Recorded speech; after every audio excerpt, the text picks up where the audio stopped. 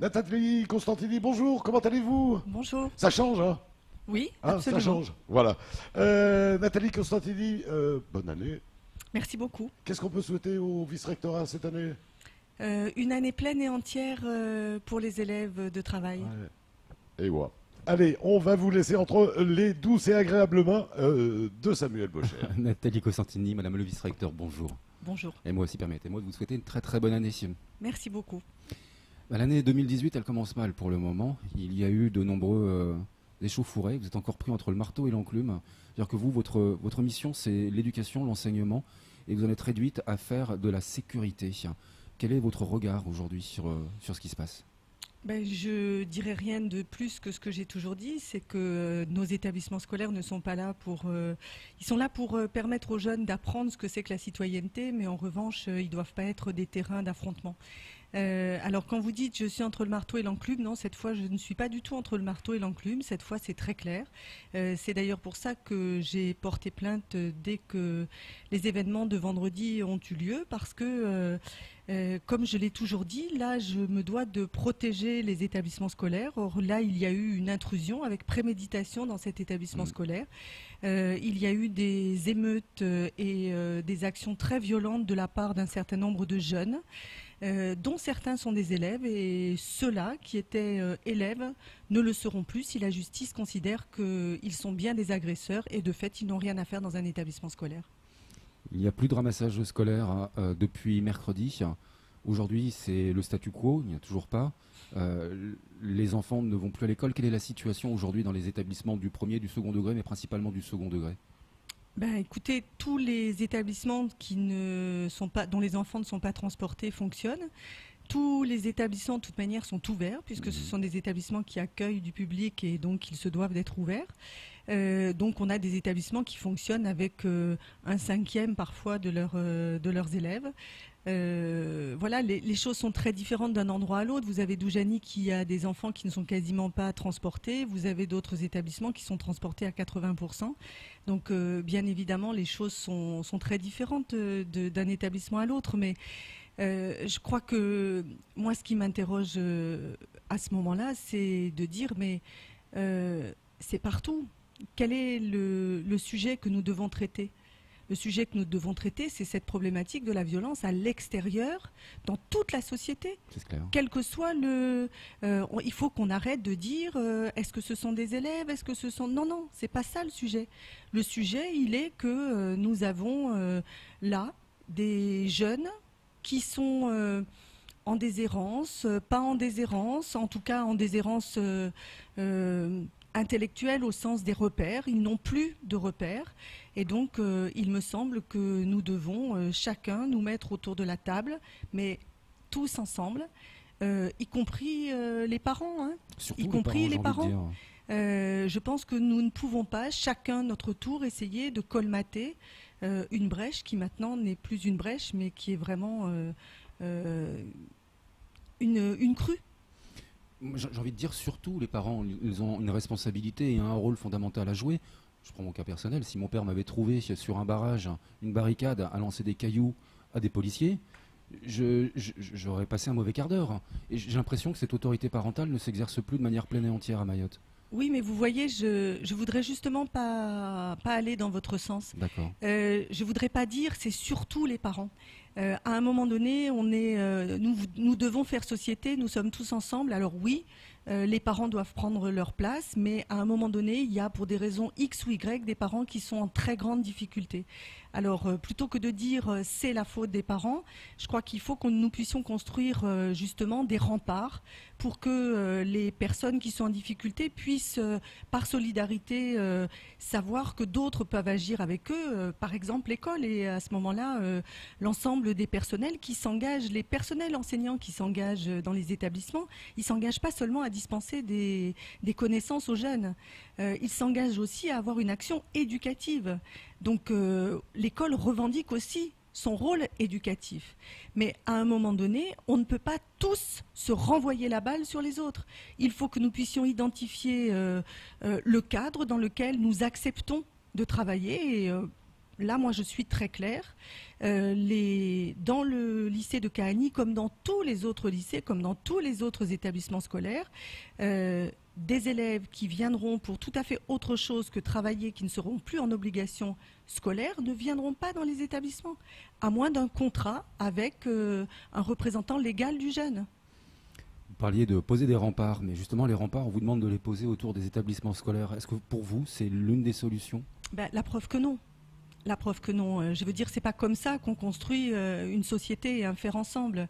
Bien évidemment qu'il faut protéger. Nous n'avons pas d'établissement scolaire qui soit laissé comme ça, ouvert à tout vent, sachant qu'il y a eu un temps aussi en métropole où cette réflexion justement des établissements scolaires au sein des quartiers qui du coup soient un lieu d'accueil et où les jeunes avaient plaisir à venir a été mis en œuvre dans un certain nombre de communes.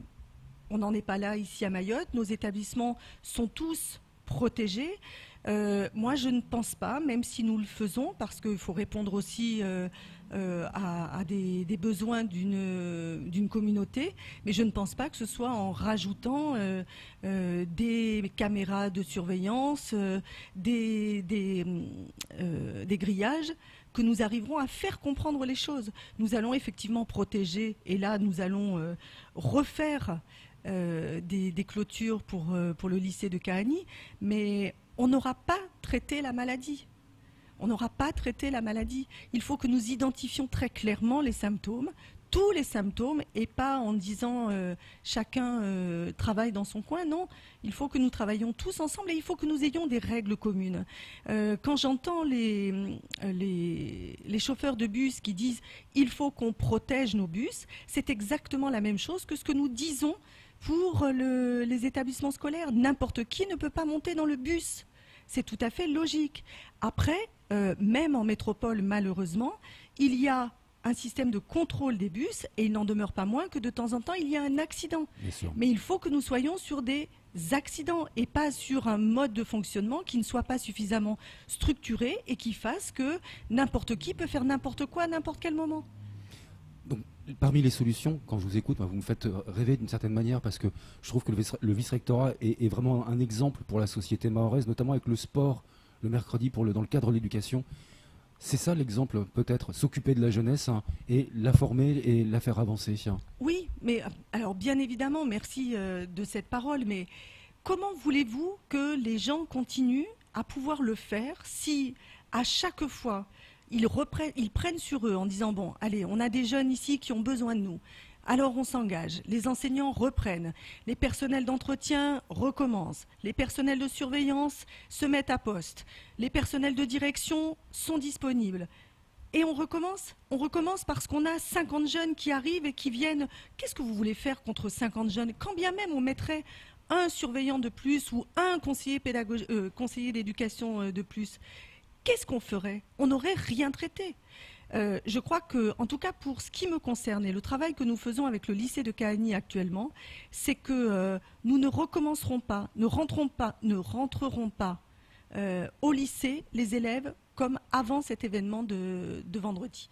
Voilà, il y aura des engagements, il y aura un traitement très précis, un élève qui va s'absenter parce que, bien sûr, les caméras vidéo ont révélé des choses. Donc toutes les photos, toutes les vidéos sont données à la gendarmerie puisque j'ai porté plainte. Donc nous apportons tous les éléments, tous les élèves qui sont repérés, dont on a regardé les livrets scolaires. Ce sont des élèves qui sont absentéistes, ce sont des élèves qui n'ont pas de résultats scolaires. Alors je répète, dans les établissements, tous les élèves qui seront en difficulté et qui voudront s'en sortir pourront trouver leur place. Tous les autres, ils n'auront pas leur place. Ça a le mérite d'être clair. En attendant, hier, le droit de retrait était encore exercé du côté du lycée de Cahagny. Aujourd'hui, je ne sais pas, pour tout vous dire. Est-ce que vous savez s'il est maintenu? Oui, bien sûr. Alors, on est sur un droit de retrait vraiment qui était tout à fait justifié. Hein. Ça, c'est clair. Là, je le confirme très clairement. Pour l'instant, les cours vont reprendre, mais les cours ne reprendront pas avec tous les élèves tels que les choses étaient avant, parce que les vidéos montrent bien que à l'intérieur de l'établissement, des élèves se sont comportés de manière tout à fait anormale. Donc il y aura l'action de la justice et parallèlement, comme nous devons le faire puisque ça fait partie de nos prérogatives, il y aura des commissions éducatives, il y aura des conseils de discipline qui du coup permettront aux élèves d'être entendus et à la communauté éducative, puisque le conseil de discipline c'est une représentation de la communauté éducative, de se positionner pour dire ce que le jeune a fait. Il l'a fait pour se défendre, il était agresseur, c'est un jeune qui a dérapé parce qu'il a eu peur, mais qui est un jeune qui travaille, et du coup qui posera une sanction pour chacun des cas. Au cas par cas, donc. Mais absolument. Y a-t-il une cellule psychologique qui a été ouverte pour les enseignants, les personnels, ou même pour les adolescents? Parce Tout que à fait. ça a été traumatisant, il y a eu un traumatisme. Absolument. Moi, je me suis rendue donc, le samedi matin auprès de la communauté. Nous avons échangé, nous avons travaillé sur le temps de la matinée. Dès lundi, il y avait une cellule psychologique qui était dans l'établissement et les personnels restent à disposition.